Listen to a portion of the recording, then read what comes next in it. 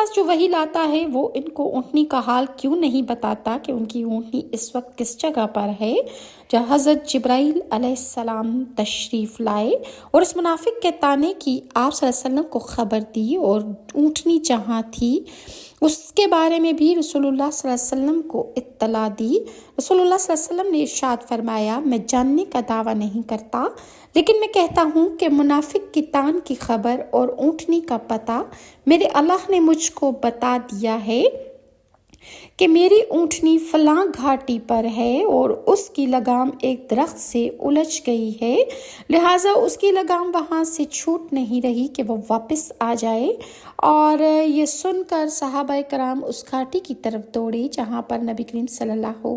علیہ وآلہ وسلم نے نشاندہی کی تھی، تو انہوں نے جا کر دیکھا تو اونٹنی بالکل اسی حال میں تھی جیسے رسول اللہ صلی اللہ علیہ وسلم نے ارشاد فرمایا